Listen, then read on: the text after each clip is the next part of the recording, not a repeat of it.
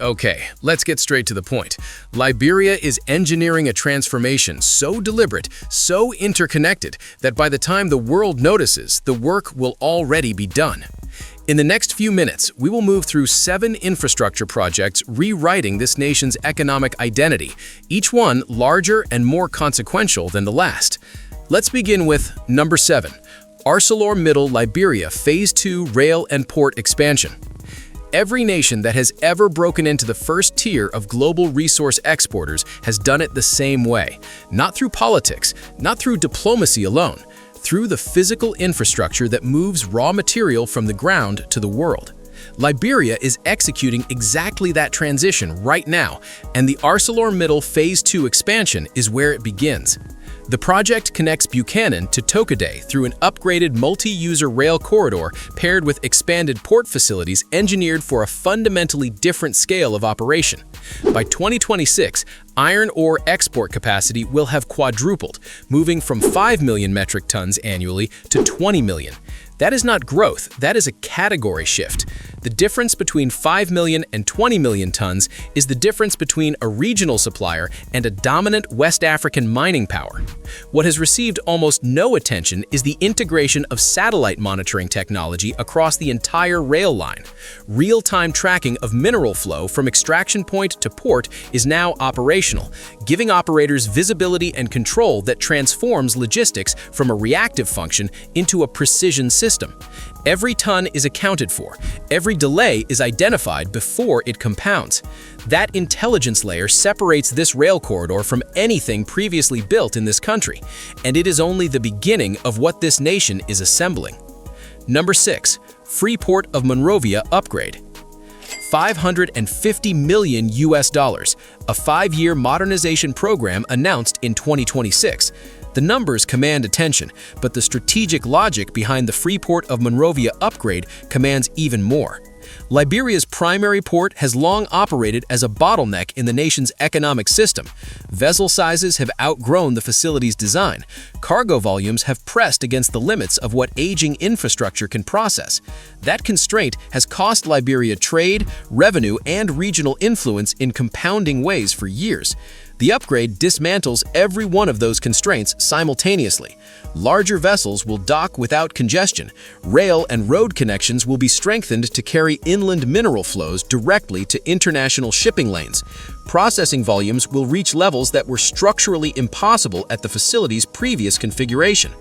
The dimension that rarely surfaces in project coverage is the climate resilience engineering embedded throughout the design. Coastal flooding is not a hypothetical risk for a port facility on the Atlantic coast of West Africa. It is a recurring operational reality. The Freeport upgrade has been designed to withstand it, with protective systems calibrated against tidal and storm surge scenarios that would cripple a conventionally built facility. This port is not being built for today's conditions. It is being built for the coastal realities of the next half-century. Yet the Freeport does not operate in isolation. Behind the coastline, a different kind of infrastructure is being built to feed it. Number 5, Nimba dryport. The logic of a dryport is elegant in its simplicity. Move the processing function inland, closer to the source of the goods, and the coastal port becomes a pure throughput machine rather than a congestion point absorbing every stage of the logistics chain. Liberia has understood this, and the proposed Nimba dryport in Nimba County is the structural answer to one of the country's most persistent freight challenges. By positioning an inland logistics hub directly within the northern mining zones, Liberia can route mineral flows from extraction to export with dramatically reduced friction. Pressure on Monrovia is relieved, turnaround times compress, the northern production corridor connects to international markets through a dedicated channel rather than competing for bandwidth on the coastal system. The detail embedded in this project that signals how seriously Liberia is approaching its infrastructure future is the planned integration of automated cargo handling. Automation at this scale is a first for the nation, and its implications extend well beyond efficiency metrics. It establishes an operational standard that will define expectations for every logistics facility built in Liberia going forward. It attracts operators and partners who require modern systems as a baseline condition of investment.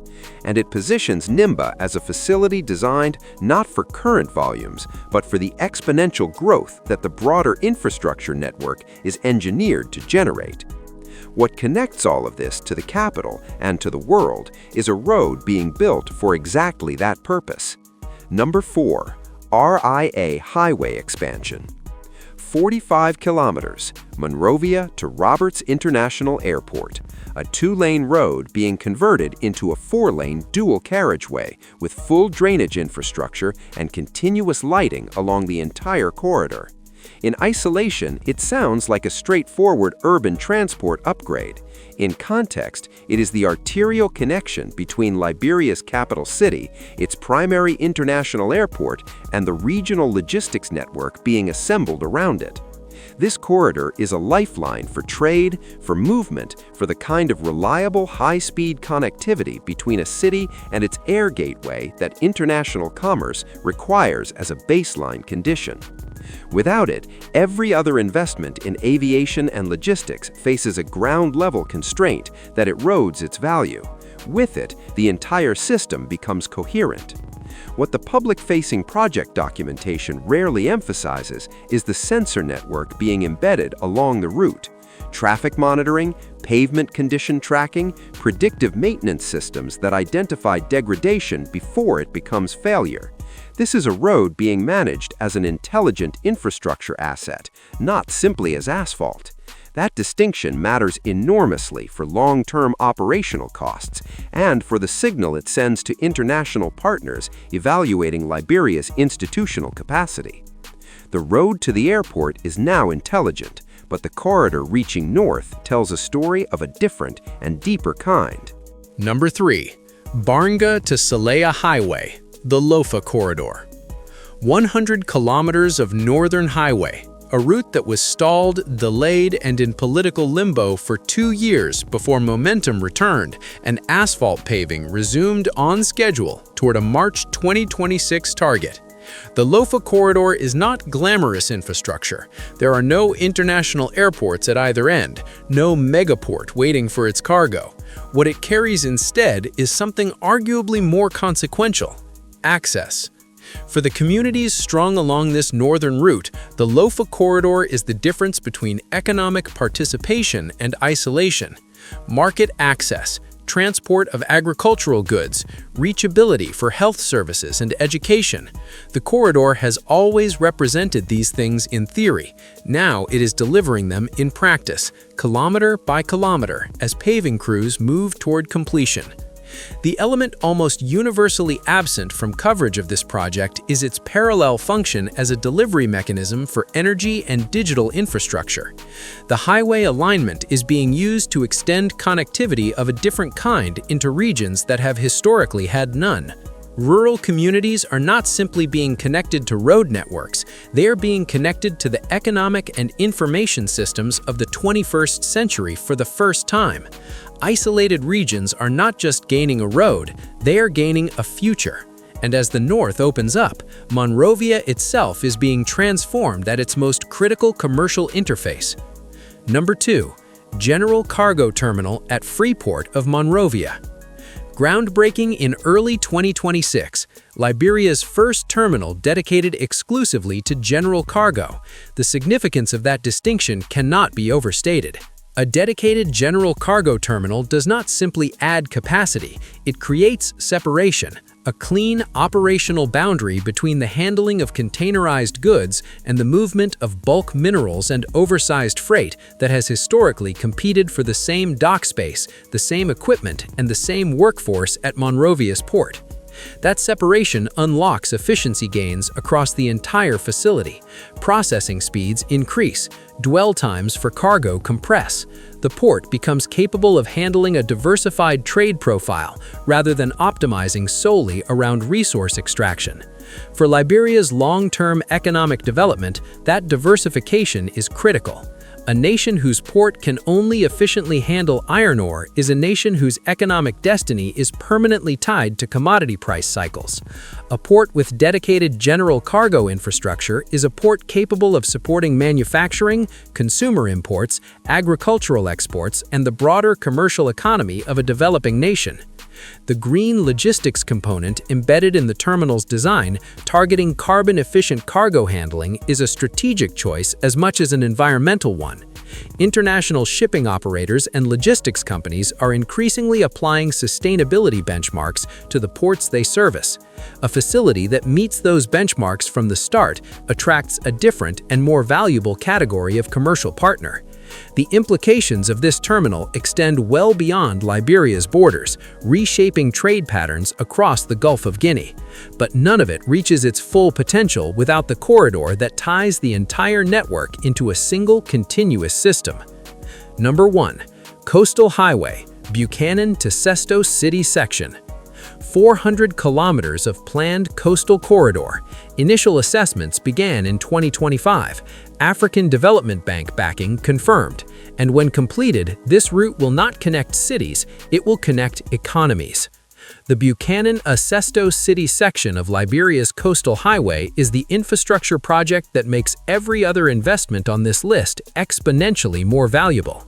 It is the binding artery, the route that links the port of Buchanan, already being expanded for dramatically higher iron ore export volumes, to coastal regions further east that have historically existed outside Liberia's functional economic geography.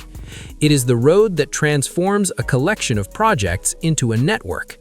What is almost never discussed in coverage of this corridor is the precision of its strategic design.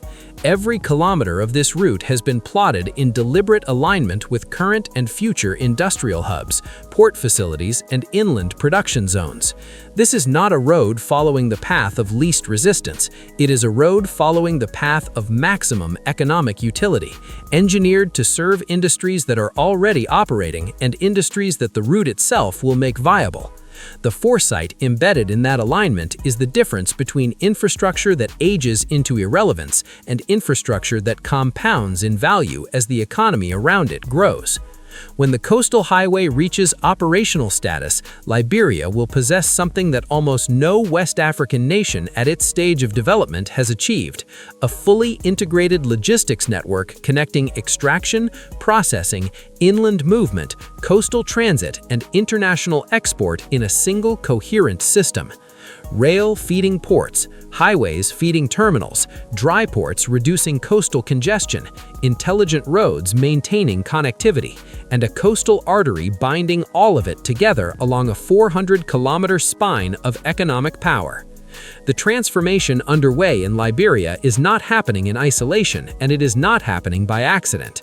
It is the result of deliberate sequencing, international financing alignment, and an institutional recognition that the only way to change a nation's economic trajectory is to build the physical infrastructure that makes a different future structurally possible. Communities that were invisible to regional commerce are being drawn into trade networks. Ports that were capacity constrained are becoming high-throughput gateways. Roads that were absent are becoming intelligent corridors. The cumulative effect of these 7 projects is not linear, it is exponential, and it is accelerating. Liberia is no longer the story of potential constrained by legacy infrastructure. It is the story of legacy infrastructure being systematically dismantled and replaced with systems built for the demands of the next 50 years. That story is unfolding in real time, and its final chapter has not yet been written. Like this video, share it, leave your perspective in the comments below, and subscribe so you never miss what we uncover next. Which of these 7 projects do you believe will have the most lasting impact on Liberia's position as a West African powerhouse?